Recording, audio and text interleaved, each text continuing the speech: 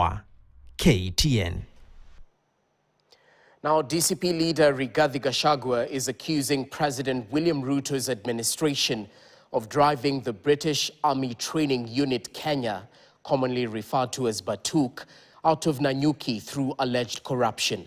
Rigathi Gachagua claims the relocation of the military training facility to Tanzania could deal a major blow to Nanyuki's economy, with hundreds of jobs and businesses said to be at risk. Gachagua spoke on Sunday during a church service in Meru County, as Clement Masombo now details.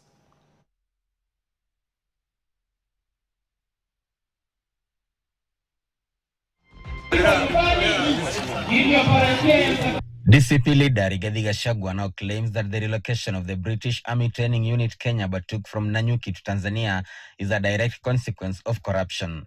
Speaking during a church service at St. Teresa's Catholic Church in Imenti, Meru County, Gachagua alleged that some government officials demanded bribes from the British government for the military base to remain in Kenya.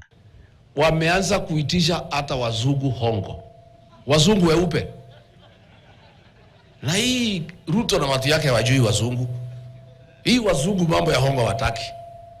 Si kama sisi. Sasa huyu Kasongo na watu yake, kwa sababu ya ufisadi, saa ile imesemekana contract ikuwe renewed.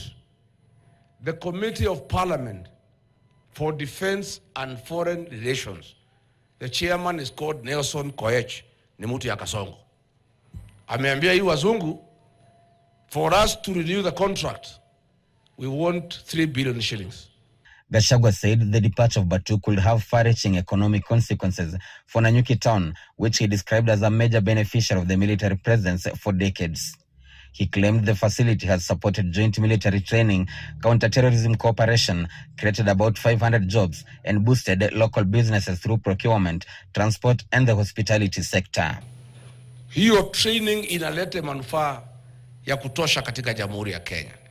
Iko joint training program wa kwamba wale Waingereza wanaitwa Johnny wana train askari wetu. Inasaidia kwa mambo ya counter terrorism. Juu yake inaleta manufaa kiuchumi. Hapo Nanyuki watu wa Kenya wameandikwa 500 wanakaa pale Nanyuki na askari hawa wa Uingereza.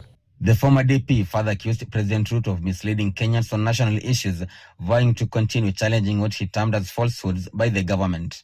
At the same time, Gachagua said he will remain focused on uniting the Mount Kenya region. We want wewe kijana ya Ruto, Minister for Goonism and Coordination of State Terror.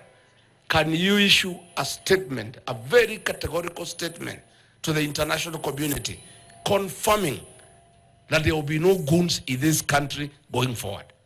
Na mimi nimesikia William Ruto akipiga kelele anasema ati anataka kumaliza maneno ya goonism. Itakuwaje William Ruto? Unatuambia unataka kumaliza maneno ya wahuni.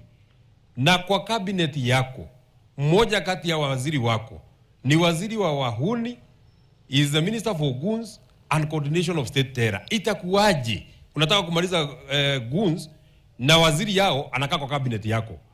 Clement Masombo, KTN.